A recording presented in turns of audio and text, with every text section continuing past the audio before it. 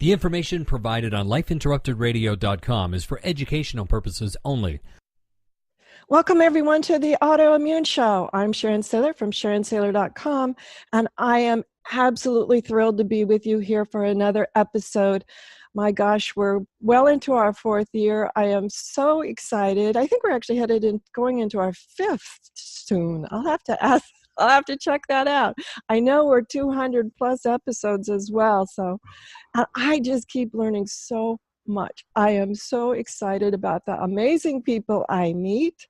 And tonight, we have an awesome guest. I am just so excited. I'm shaking. That's how excited I am. His name is Daniel Gutierrez, and he was a high-powered executive and an in-demand consultant for years, absolutely years, and featured on prestigious places and advisor to the Department of White House personnel in the Obama administration, highly regarded and deeply revered leader of many things. He's listed as the top 100 Hispanics in America, along with Los Angeles Mayor Antonio. I'm going to have Villaraigosa. Thank you, Daniel. I got stuck there, as well as CNN's Soledad O'Brien. And anyway, Daniel got to this point in his life where he just felt that there had to be another chapter. And that's when he had dedicated part of his life to becoming a master of mindfulness. And during the past 10 years, it has led him on many quests around the world, to the heights of Machu Picchu, to the depths of the Amazon, to the top of the Himalayas. And so I'm just going to leave it there. As you can tell, it's awesome. And he's got a brand new book out called Radical Mindfulness. And he has a completely different take on mindfulness, which I find so profound. One of the quotes that I love is, to get to the highest tops, one must explore the deepest depths. And if you've listened to my show at all, you know I am a true believer in that we must explore the emotional side of autoimmune and the spiritual side of autoimmune, not just the symptoms, the health, physical symptoms of it.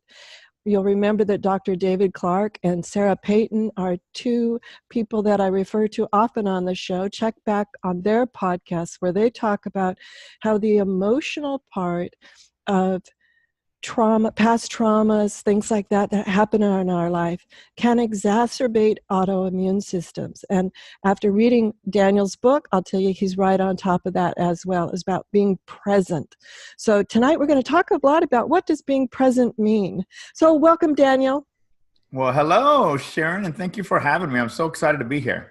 Oh my gosh, when we were introduced, and here again, guys, this is, you never know who you meet. We have a mutual dear friend, yeah. And we were like, oh my gosh, actually two dear friends, both of them said, you got to meet each other. And I'm like, okay, that's a real sign that we've got it. And this is Daniel's fifth book. So tell us a little bit about your story. Why Radical Mindfulness? Wow. I guess in order to do that, I have to paint a picture. So if you will, just follow me along. Imagine yourself in New York City. And I was in New York City in a November, December timeframe. I'm sitting in a extremely high-end restaurant, membership-only restaurant. I'm in a big, fat leather chair. And at the time, with my $250 shot of cognac, I'm wearing my custom-made suit, custom-made shoes, and I'm looking out the window just full of myself. I was just like, look what I have done. And I'm looking outside, and the snow is coming down. I'm on the 35th floor in Manhattan, so it's the sexiest scene you could ever imagine. You know, it's like, wow, this is stuff out of It's a Wonderful Life. You know, it's coming down, and I look at my reflection in the glass, and there's a tear coming down my eyes, and I looked, and for a moment there, I kind of went into a little bit of a gaze, so to speak, and I hear this voice, and the voice says, "Who are you? What have you become? Wow! And what values did you sell to get where you're at?" And I thought to myself, "What?" I was just like, all of a sudden, like my whole world, like I never want to say that what I was experiencing was not success, but all of a sudden it was turned upside down. The truth is that I had gotten to that level of success with a whole lot of stress. It was my motivator was stress. It was not peace and tranquility. Now, I have to go back a few years to go forward. When I was 17 years old, I was a licensed Baptist minister, and I don't say that very often, but I was a licensed Baptist minister. So back then, I got the idea of spirituality. And even though I didn't pursue that lifestyle for a long time, I had a basis of understanding of what values meant. Fast forward to sitting in the chair, and I think this voice was saying, what happened to Danny boy? What happened to that 17-year-old? Who are you today? And all of a sudden, I was empty. All of a sudden, I realized that looking around, that all of the things that I had called success no longer mattered. It was that fast. And I'm looking around and going, well, now what? So I decided that I would leave it all. Manhattan, at the time, I was president of one of the most prestigious C-suite organizations in New York City. I was managing it from Los Angeles, flying back and forth. I was an advisor to the Department of White House Personnel for the 8 years. So, and I was a very successful, high-paid speaker. I had no reason to leave, had absolutely no reason, but I did. I gave it all up. I said, all right, now what? So I decided that I would travel for the next 6 years. I literally took myself off the market. I no longer made the White House calls. I wasn't engaged. I was ending my presidency in New York City, so I didn't engage. I literally just said, okay, now what? So I traveled to the heights of the Himalayas to work with the monks. I traveled to the Amazon to work with the maestros of the Amazon and the heights of the Andes for the Pacos in Peru. And so if you can imagine, after 5 or 6 years, I remember stopping at some point and going, oh my gosh, what did I do? Because I'm getting close to broke. Why did I leave? It's like all of a sudden it was like I woke up again. What were you thinking? Why did you walk away from all that? And then I was sitting at home one day and I got a call from my siblings. One of my sisters called and says, you need to come home. And mother had been sick for 2 years and her health had taken a turn for the worst. And I said, I'm coming home. So I go home and my siblings had been watching mother in the hospital. So I said, why don't you guys go home and let me be with her. Let me attend to her. Let me be here for her. And you guys go home and let me take care of her. So I'm sitting there taking care of her and I'm watching her. And as you guys know, there's no hospital room that's made for anyone that is staying there to be comfortable. I mean, the couch was half my size and it was like 30 degrees in there. And so I couldn't sleep, and I couldn't sleep because of the bells were going off and I was scared. I was scared she was going to die. And inside me, the struggle was the ego and my humanness. Poor me, I'm losing my mother. And you horrible son, you should have visited your mother more often. And what were you thinking, right? I mean, all these things were going through my mind. Then all of a sudden, I remembered what the Buddhist monks taught me. And then I remembered what the maestro from the Amazon taught me. And I remember what I learned in the Andes. And I realized that in that moment, I needed to be still and very present. So I put those thoughts aside. I put aside the pain that I was feeling. I put aside the emotions that I was feeling. I put aside the human reaction to a parent dying beside. And I stayed very present. And I'm watching my mother. And about 2 o'clock in the morning, I'm just kind of staring at her. There was nothing else to do. And I begin to feel the struggle of her liver inside my own body. And I begin to feel her heart struggle in my own body. I could feel the breathing, the struggle for breathing. And I didn't know what was happening. I was like, how can this be that I'm feeling this in my body?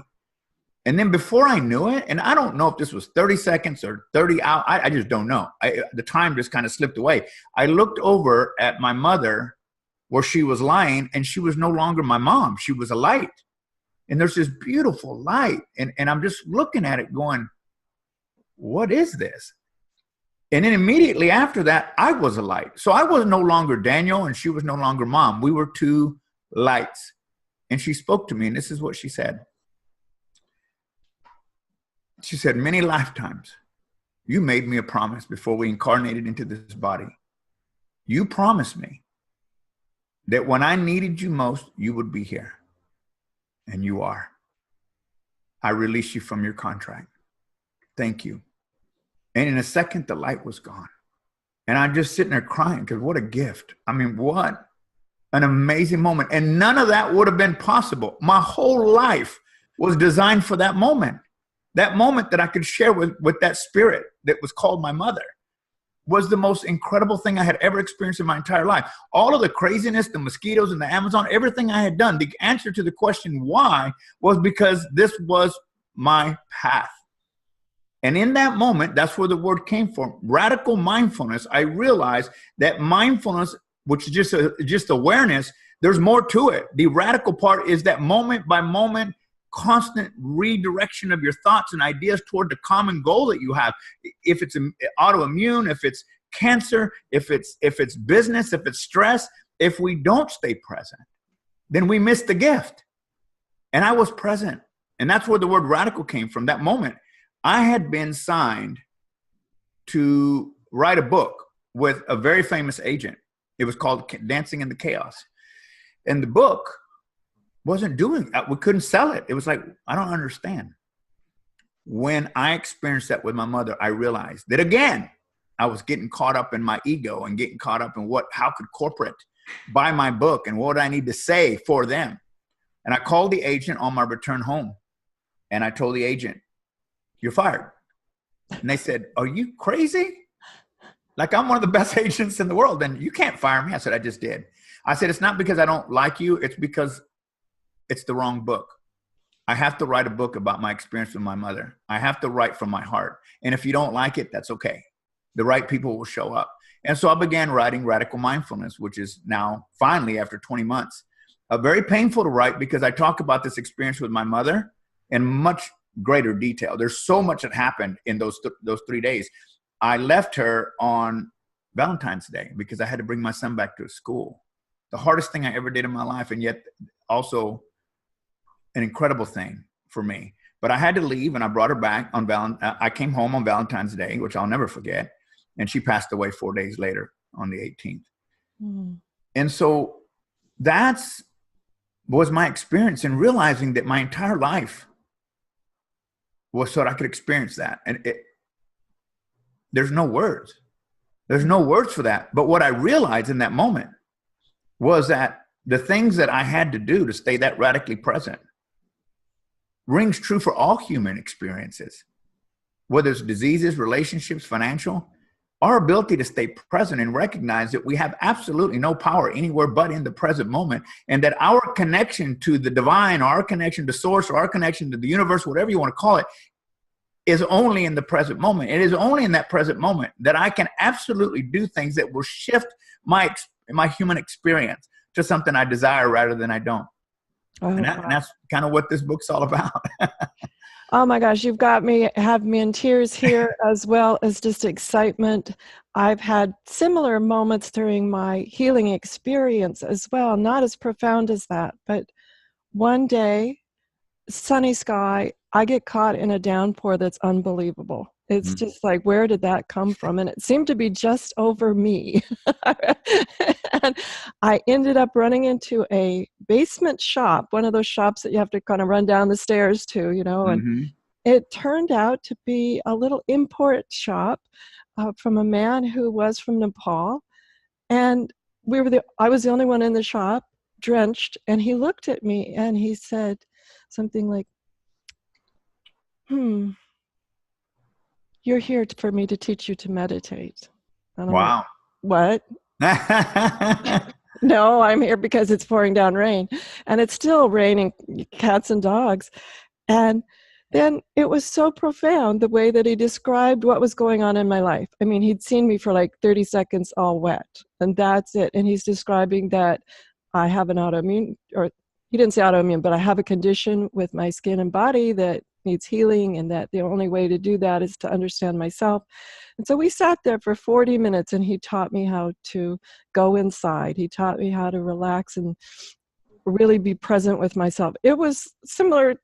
It was one of those experiences like you're mentioning. How is this happening? Mm-hmm. And those are the moments that when I look at my autoimmune experience, I realize why this experience.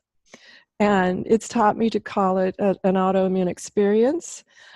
Dear friend of mine, Dave Dashinger, calls his cancer journey. Mm-hmm. And I find those words much more powerful. And I was listening to your story. You use similar types of descriptors Mm-hmm. for us to understand what it is that the part we're going through. Oh my gosh, that was so profound.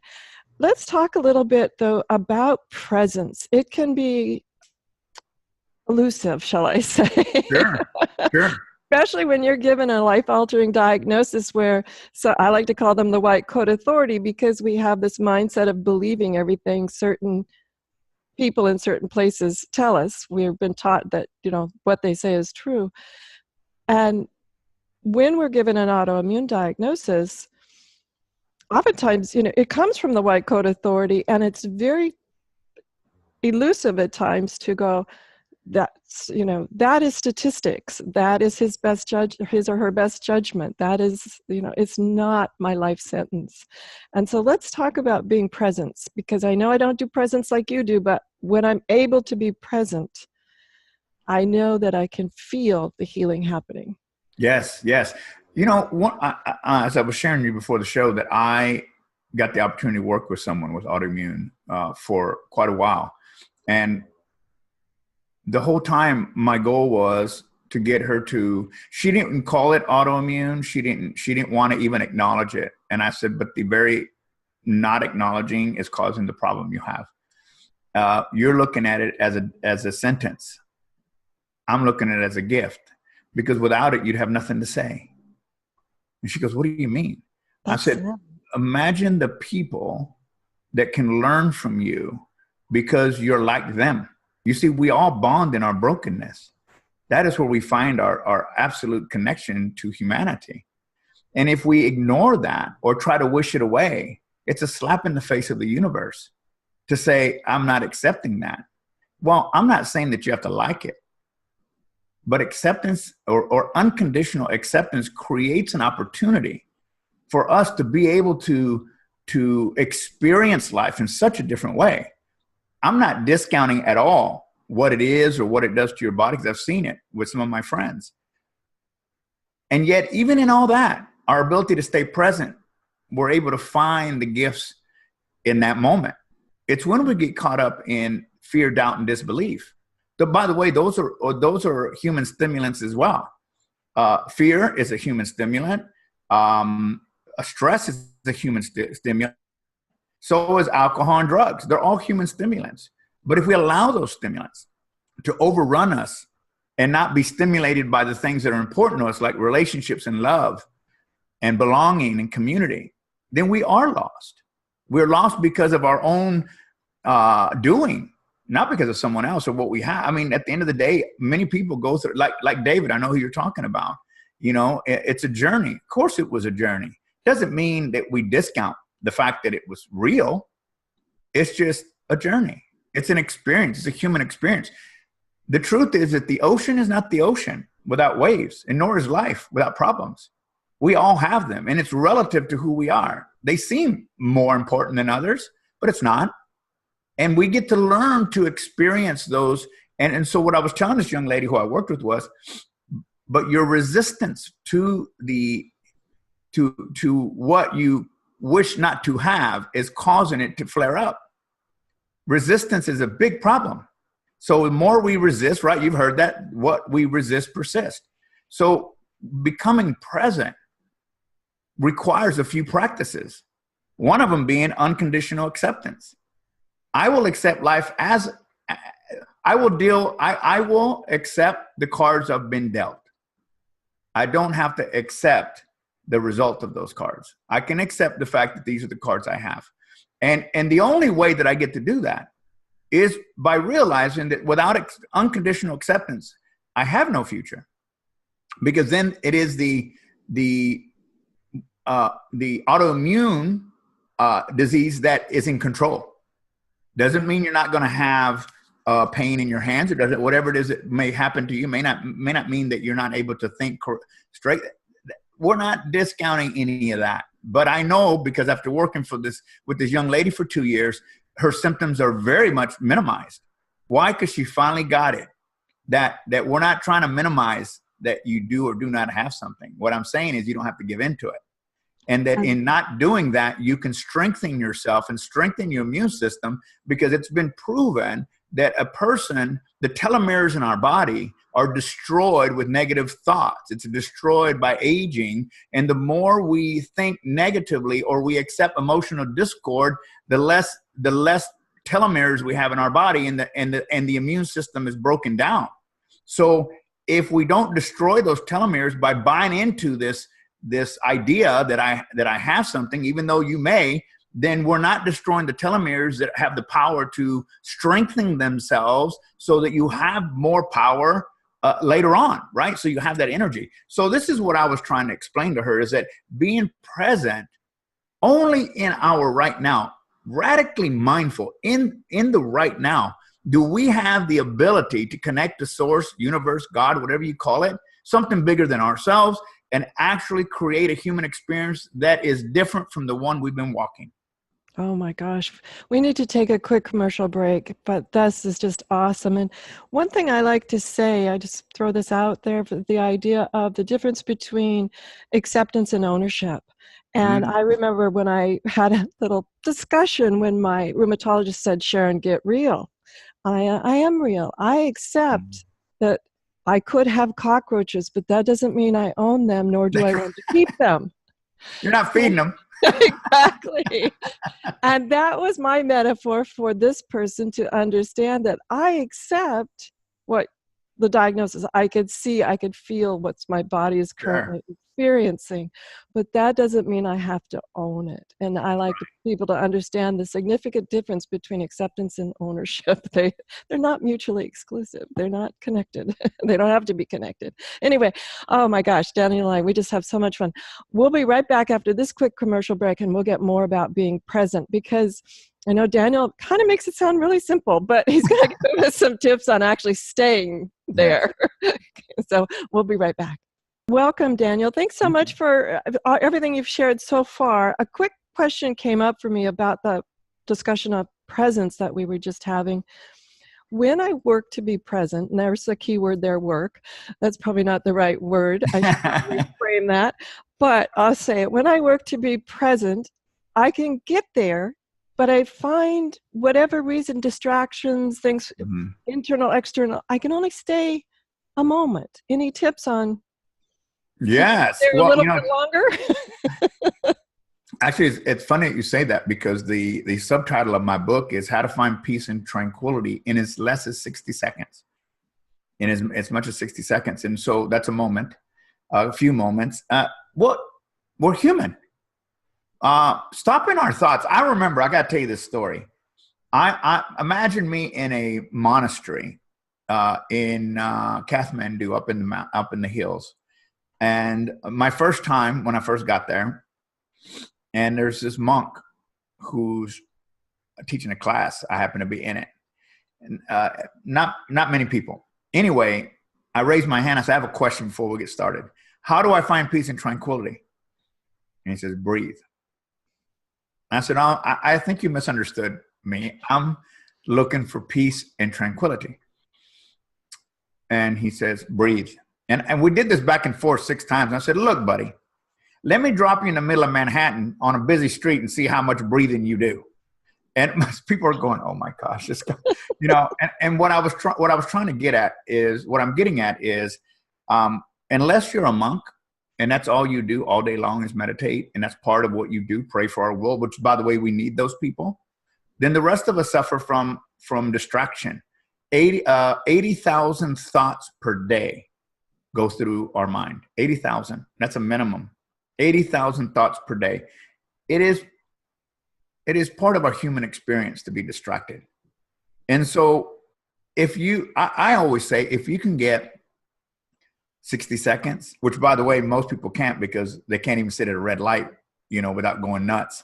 And every time I do this exercise at where I'm speaking, 30 seconds is about as far as I can go, right? And that's okay. I'm here to say it's okay. That's the rest of the world. That's why I wrote this book for the person that needs to know that whatever they're doing, there is no right or wrong way. There's just your way. And if it's just 60 seconds or 30 seconds, then you keep doing 30 until it's 31, until it's 32. And you keep doing that. Eventually you'll build that muscle. That's what radical means. Radical mindfulness is the practice of mindfulness throughout the entire day. So there are people who do yoga, they do meditation, they do all kinds of stuff, burn Palo Santo, whatever it may be that they do. The problem I see with that is not that they're doing the practice. It's that when they get to the freeway and someone cuts them off, their fingers are flying, their mouth is opening. If that's true, you have no practice, because you're supposed to be able to stop before you act. So the goal here then is, it doesn't matter if it's 10 seconds or 10 hours, is that whatever you bring into your human existence, that you carry that with you all day long. And it might be that in the beginning you have to go, oh, I need to breathe. Most of us hold our breath all day long. So breathing is an easy way to get yourself back into a place of presence. Breathing before we act is important. Breathing before we make a judgment about ourselves. Breathing before we make a judgment about what it is that we have is absolutely. I mean, I remember arguing with this monk and, at a monastery, and then realizing how true that was.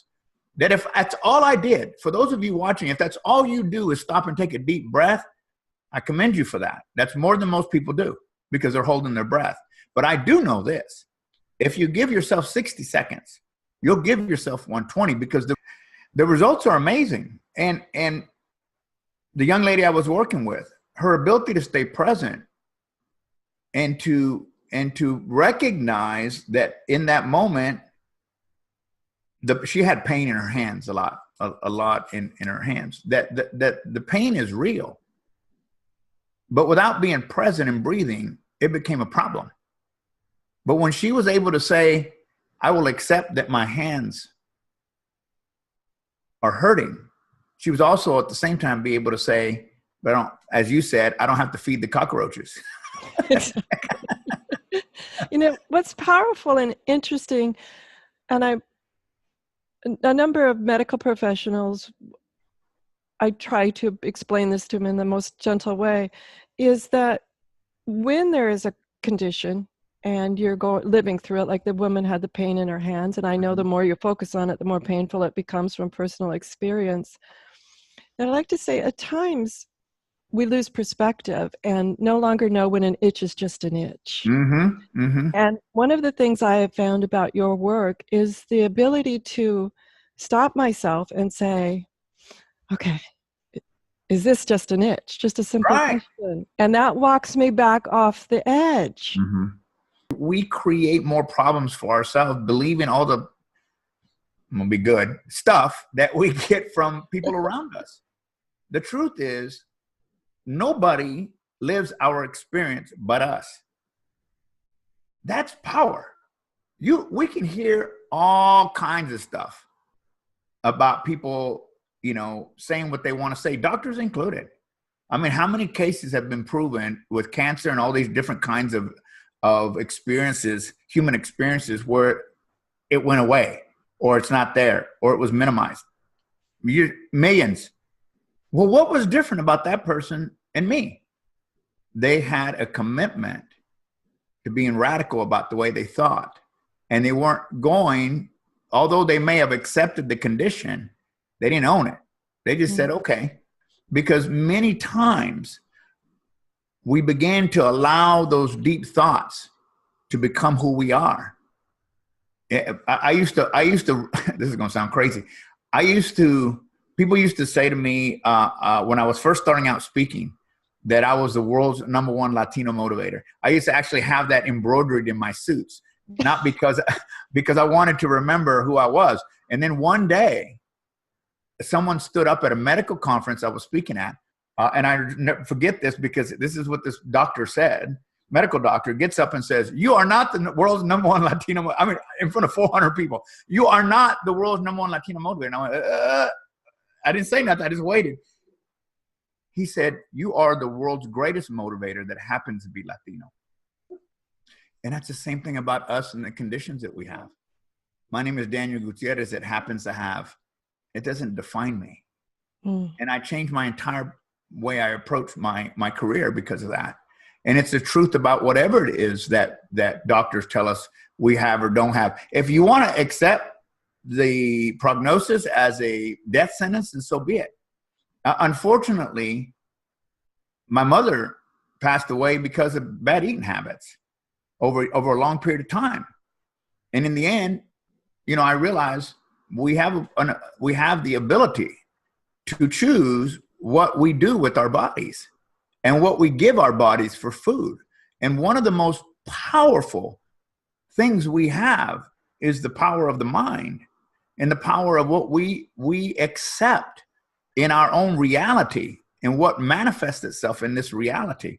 And so unconditional acceptance is just one of the things that one of the practices that I talk about. I also talk about the practice of forgiveness. Oh my goodness. I mean, if we all have something, folks, we all do. We may have autoimmune, we may have cancer, we may have addictions. It's part of the human experience. We just don't go around telling everybody, hey, look what I mean. We don't have these signs, but what we do with our own body language is say, poor me. And people pick up on that. So forgiveness is huge. Self-forgiveness. I mean, that was one of the things that I had to go through all my life, is forgiving myself, because for some reason, all the crazy things I did in my 20s, I felt like I had to redeem myself the rest of my life. But that's not true. I thought it was true, you know, but it's not true. Forgiveness is something that allows us to release that poison from our system. Imagine if we go through our life and we release, you know, we have unconditional acceptance. We release that self-forgiveness. We connect to essence, to ourselves, and we work in the space of gratitude. I mean, this is what I was trying to tell that young lady. I said, you know, that without this condition, you have no voice. No one's going to listen to you. That's what makes you unique. Why would you throw away an opportunity like that? You can eventually minimize the what do you call it? The symptoms just by your own thinking. But to ignore it creates a bigger problem. It's winning. It's like the cockroach getting, 4 feet tall. Exactly. And thousands of them all at once. Thousands of them, right? So, years ago, I had a mentor explain to me, it wasn't around autoimmune, but it was around, I'll say, a difficult personality type. mm-hmm. And I was sort of whining. And they looked at me with a straight face and said, until you learn to deal with that personality type, it will multiply. Yeah. And I sort of went, oh, poo-poo. This silly stuff. Within 3 or 4 days, who do I get assigned to work with but another same personality type? So now I have 2 in my life. It took me until number 3 popped up about 10 days later for me to go back to my mentor. Okay, you're right. Now what? Right. But that's how I find that things, not just autoimmune, but things happen in our life until we face them head on and say, what is there to learn? What are the gifts? It's funny you bring that up, because it's kind of going to the extreme of saying I am healed. And when are we healed?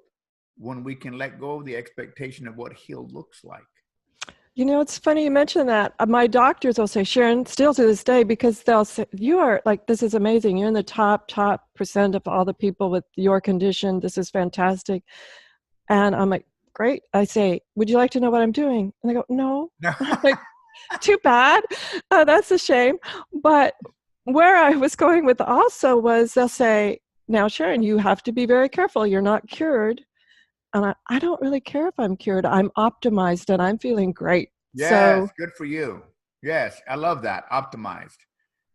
I mean, who's ever cured? I'm not cured of being a human. I remember once walking downtown Los Angeles and looking over at this guy, homeless guy. Obviously, my first thought is he's crazy because he's talking to air. I mean, like there's somebody there. And then I had another thought behind that. And I thought, who's crazier, him or me?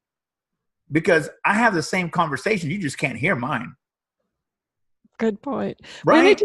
We need to take a final quick commercial break. Man, unfortunately, but we'll hold that thought because that's really powerful. We'll be right back. Now, before we had to take that quick commercial break, we were talking about this concept of who's more crazy, that dude or me. So, Yeah. Well, and the reason I brought that up was because we all, I mean, if everybody thinks that whatever they have is unique to them, and everyone thinks that whatever they have, they're the only one that has it, and everybody thinks that whatever they have is more painful or more whatever than the other person. The truth is, we all experience what's relative to our lives, whatever it is that our journey on this earth is. And here's something else for those of you that are maybe more evolved.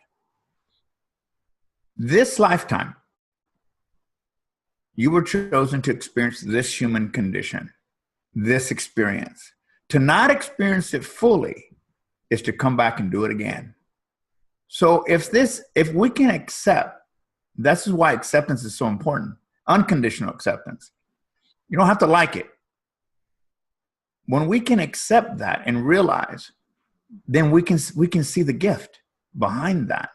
When we get out of our need to get caught up in self-pity or get caught up in woe is me, we can find the true essence of our existence and move into a space that moves others, like you are, Sharon, like you doing this call, doing these interviews. Who would do it? And what would you be doing if you didn't have this conversation? Everyone else is, I mean, we got gardeners, we got a lot of boring shows out there, maybe not to someone else, but I'm not saying your gardening is boring, because the next thing you know, I'm gonna get a bunch of phone calls. But whatever it is,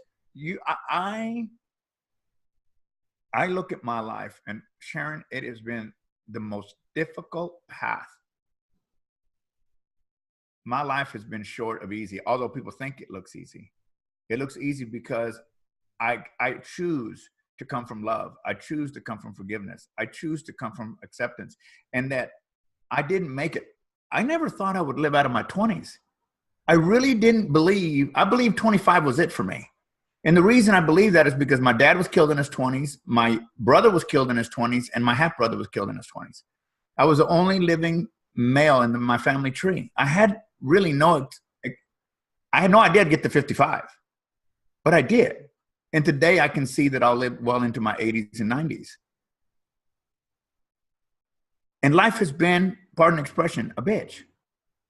I'm not going to sugarcoat it. It's been ugly. Read my first book and you'll go, wow. Many people reading go, wow, did you have to be that honest? Yes. Because I wanted you to know that I feel your pain. I understand your pain. I've been there. But I don't allow all that.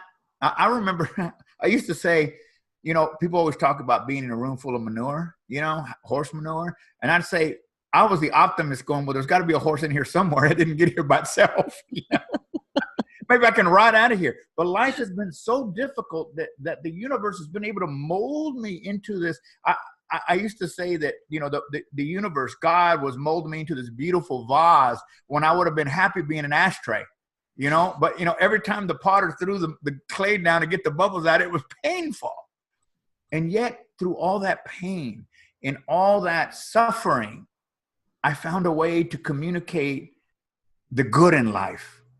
The beauty in life, the love in life, the compassion in life, the forgiveness in life, all those things that I know that Buddha and Jesus both taught, and all of the great teachers taught, was the law of love, compassion, understanding, and forgiveness. When we can take that and turn it inward, the end of struggle and the end of competition, we can find beauty in our lives no matter what ails us. And that's really my message, right? Being so radically mindful that we recognize the blessing and the fact that there are others that are 6 foot under. They don't get a shot at this anymore. There are no rehearsals. We get one shot at it. You get one shot at it. So let's change that. And again, I want to say this because I'm not minimizing what we do or do not have. I'm not minimizing that. I understand. What I am saying is we all have our version of shit. What we choose to accept is up to us. Yeah. That's so true. We can acknowledge without accepting, and I find it profound. It was an interesting lesson for me as I turned forgiveness inside and I turned self-love or love inside, giving myself empathy and Mm-hmm. understand that it became profoundly easier to express it externally as well. It was just this interesting thing that you're out there expressing, yes, I'll work on forgiving or I'll work on loving that person, whatever. But yet it didn't happen that easily. It was a struggle until I turned inward, and then the outward expression became effortless. That is the key. That is the magic right there, what you just said. And I'll share experience. One of the lessons that I wrote in my book about, I was in a town called Ollantaytambo in Peru. I make several trips a year to Peru to take people on spiritual journeys there. And this particular time, I was with a shaman in a place called Pumamarca in a little town called Ollantaytambo. And Pumamarca was about 13,000 feet, and it was an old Inca fortress. And you could see the roads and the mountains where they would watch to see if anybody was coming down into the little village. And I'm looking at my shaman. Well, I make fun of this in the book because I asked him his name. I thought I was going to get some Quechua name that was difficult for me to say. And he said his name was Freddie. I was like, no, dude, you can't be Freddie. You can't be my shaman and be Freddie. Give me another name. He said, no, that's my name. I said, okay, whatever. So that's Freddie. So Freddie's looking off into the distance, and this guy's like 5'0" nothing. And I decided at the moment, I said, I'm going to record this conversation. And so it's a video, and you can go to my YouTube page and you'll see it there.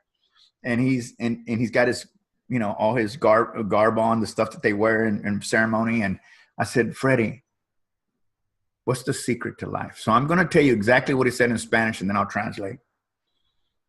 And he says, Daniel, he's got this big baritone voice, says, Daniel, el secreto de la vida es amar a Dios primero. Después a nosotros mismos, y de ahí podemos amar a todos. No hay otro, ¿cómo se dice? There's no other path. And so what he was saying was, we have to love the divine first. Then we love ourselves, and then others. So what you were saying is powerful, because what he was saying was, you cannot give what you do not have. There is no oneness with the universe without self-acceptance, self-love, self-compassion, self-forgiveness. If that doesn't exist, your oneness is an empty gesture toward the world. There cannot be a oneness movement of people connecting if those people are not connected to themselves. It's futile. But when we do what you said you did, and you turn that inward, the end of struggle and the end of competition, we find self-love. We find self-acceptance. We find self-forgiveness. We find the ability to find gratitude and celebration in our lives. And then whatever we have, we have. That's all. That's all. It doesn't define us. And that's the magic of life is, and I know, because it doesn't matter what ails you. We all have been there. I always have said, we can all get in a big circle and sing Kumbaya about who has what and just cry. Right? I mean, really. Well, I got to play the guitar. Oh, let's go all the way around. Let's all get it out. But that doesn't serve us. It doesn't serve humanity. When we're able to give ourselves that kind of love and connection, and the only place you find that is when you're present, when you're radically mindful, that's where you find all that. And then, as Gandhi said it very eloquently, he said, we will not have world peace and world connection until we forgive those that are broken. What? Now you want me to forgive people and love people that are broken? Well, without that, then there is no healing. But it does start with us first, being that mindful, being that connected. And it can be done. And I saw it with this young lady who absolutely thought I was the craziest guy in the world. She didn't think I'm so crazy now, but it did take me 2 years. Constant reprogramming what her parents told her, reprogramming what her doctors told her. Now, it doesn't mean that she does not have the condition. but the actual symptoms of the condition are pretty minimal. Oh, absolutely. It doesn't mean that you don't have the condition. Is true. And I still do a lot of self-care that I didn't do pre-diagnosis. And so it's not about giving up on certain things, but what happened for me was being mindful and listening to my body of when I did or didn't need certain interventions. I was able to wean myself from all of the prescription medications after a very short period of time compared to what the prognosis I'd been given and how long I would be on those medications. But mindful of that it was my choice, and also mindful of that I had been working diligently to listen to my body, what was it needing at that moment. And every fiber was telling me, not this, and it set me on a different path. And I recommend that people check in with their bodies a lot and just listen, take notes and listen. And Daniel, oh my gosh, this has been awesome. We'll have to have you back. We're out of time. We're just, oh my gosh, down to the last 4 minutes. Any final tips, and tell us where to get your book? It's awesome. So the book is out now. You can get it for 99 cents on Amazon. So I not only want you to get one, get 5. No. So I want you to go get the book, and I want you to share it with everybody and write a review if you like the book. It's an easy read. You're going to read it really quickly. I do that on purpose. I write that way to make it easy. Nobody really cares how smart I am. They want to know, can you help me with what I have, right? So you can go there. And if you go to my website, DanielGutierrez.com, DanielGutierrez.com, there's a 60-second meditation there for free that you can grab. And this 60-second meditation I did, I remember asking my friend, Roberto Pereira, who happens to be a Latin Grammy Award-winning harpist. We're in the Andes together drinking coffee. And I said, Roberto, you think you can warm up that harp and we can do a meditation? And we're looking at the Pachatusan Mountains and it's raining, beautiful day. And he says, absolutely. So he warms it up and he goes, okay, how long are we going to go? I said, 60 seconds. He said, what? I can't even warm up in 60 seconds. I said, yeah. So anyway, that gift is there for you. Thank you so much. I love you. I can feel your spirit. I love your show. This is what life's all about, is people getting real. We're not in any shape or form dismissing the fact that we have conditions that hurt and that are painful and that bring us down.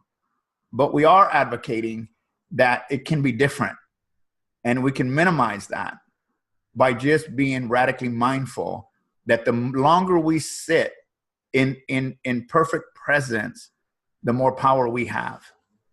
Oh, thank you, Daniel, so much. And everyone will have the spelling of his website up at understandingautoimmune.com for you as well. So you can pop over there.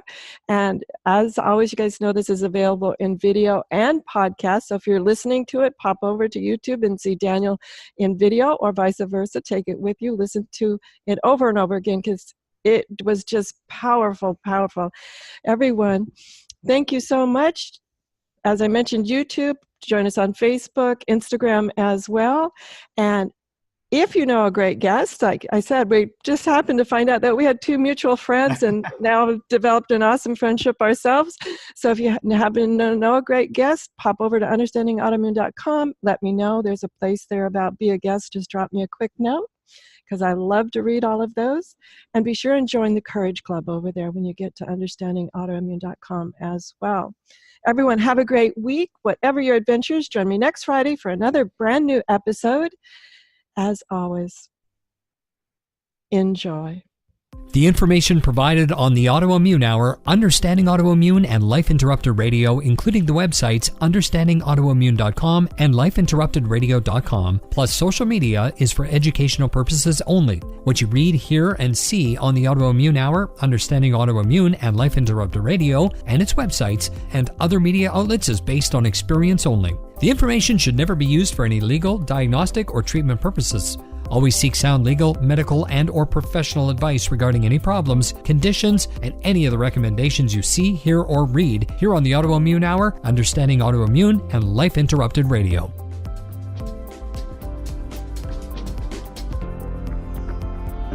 You've been listening to Life Interrupted Radio. To learn more, listen to other shows, and gain free resources that can help empower your life, be sure to stop by lifeinterruptedradio.com.